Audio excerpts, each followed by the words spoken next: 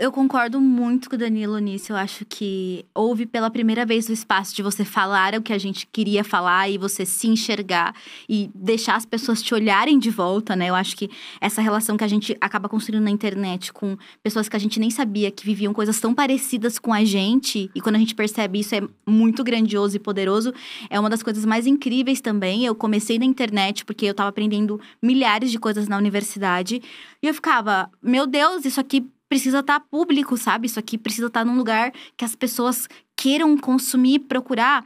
E nessa ânsia de compartilhar, eu comecei a falar sobre as questões que eu aprendia e funcionou muito. Mas, ao mesmo tempo, eu sinto que o fato da gente trabalhar com isso tritura muito esse processo. Eu mesma, já falei isso no meu canal, eu perdi muito da minha independência, da minha fluência e cadência na voz, sabe? Quando eu comecei a trabalhar com a internet. Porque você começa a ter medo do cancelamento, porque o cancelamento significa algo a mais do que só ser odiado.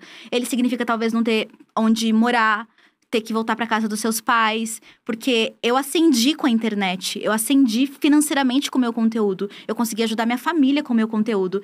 E esse era um conteúdo ideológico. Então as pessoas falam, não, blogueira política, blogueira com ideais e posicionamentos. Porque eu não acredito que eu faço política na internet. E no começo eu acreditava muito nisso, mas no começo eu era independente. No começo eu não tinha amarras. Eu tava voltada àquele conteúdo e eu queria ser professora. Então era só isso. Isso era maravilhoso.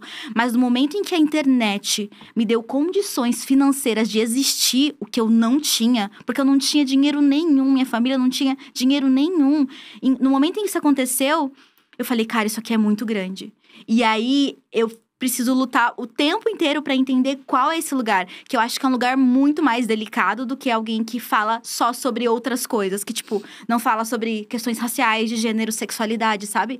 Porque a gente tá o tempo inteiro tentando se equilibrar entre como é que a gente vai gerar essa representação ou esse desejo de inspirar o outro e de fortalecer essas lutas. Mas, ao mesmo tempo, a gente depende disso. Então, não pode perder. A gente não pode perder. E o medo de perder, ele te silencia às vezes. Então, eu tenho que o tempo inteiro… Eu penso em falar uma coisa. Aí, eu tenho que pensar. Eu falo isso? Não, eu vou falar. Não, isso aqui é muito delicado. Talvez eu não queira falar, porque isso aqui vai gerar… Isso é 24 horas do meu dia. É horrível isso, né? 24 horas do meu dia. Eu não vou postar, porque… E eu realmente não posto, né? Eu não tenho, assim, publico quase nada nas redes sociais. Porque é isso. Cara, eu represento, né, muita coisa hoje com a Dia e tal. E eu não quero correr o risco.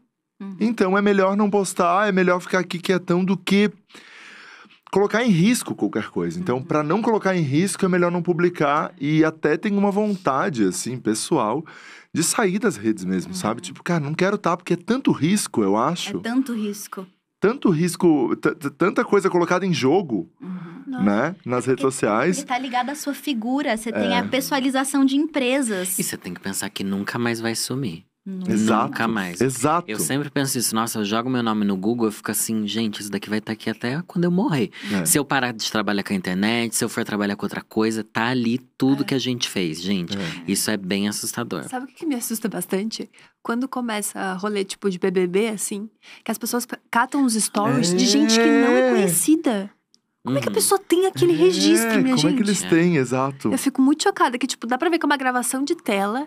Como é que a pessoa gravou a tela de uma pessoa X de antes, muito tempo, de 2014? Como é que a pessoa tem isso, esse registro?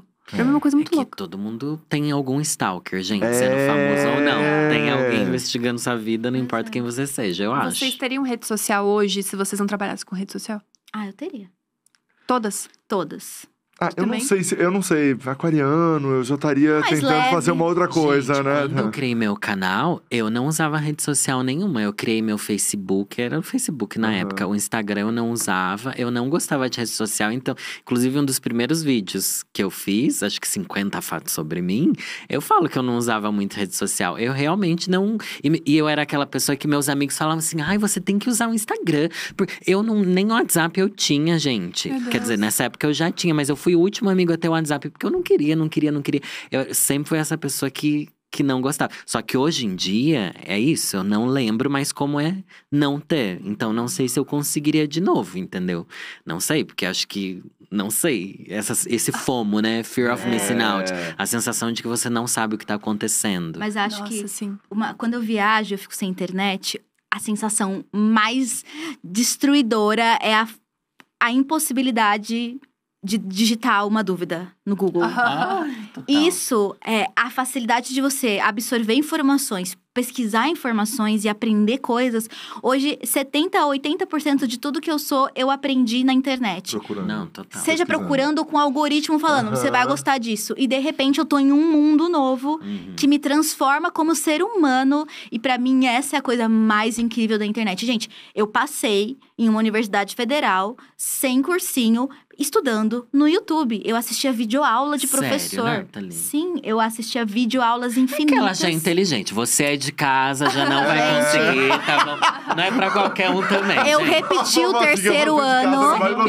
Eu repeti o terceiro ano, mas como eu passei na Chique. universidade, eles tiveram que me passar. Mas eu repeti o terceiro ano. Porque quando o aluno passa na universidade, você não pode repetir ele. Ah, não sabia disso. Pelo menos na É, pública. mas que assim. geralmente o que repetiu não vai passar na universidade, Entendeu? então já não tem problema. Eu odiava a escola, mas eu gostava Que de legal. leituras. Eu gostava das ciências sociais, que foi a minha faculdade. Então, tipo assim, o fato de eu… E eu lembro que, há uns anos atrás, as minhas tias falavam… Não, a gente tem que fazer uma… As minhas tias que tinham essa cultura acadêmica mais. A minha família veio de um lugar muito simples. Mas eu tive primos que conseguiram ascender entrando na universidade pública. Que hoje em dia é um debate super aberto. Porque universidade e diploma não é mais significar de nada, né? Infelizmente, a gente vive num mundo assim. E aí, infelizmente ou felizmente também, mas infelizmente, porque é tão difícil entrar na universidade, né? Mas eu lembro que as minhas tias falavam… Não, a gente tem que fazer uma poupança pra Nathalie. Pra colocar todo o dinheiro de inscrição de vestibular. Porque não existia o Enem. Então, você fazia uma poupança pra inscrição de vestibular, que era caro.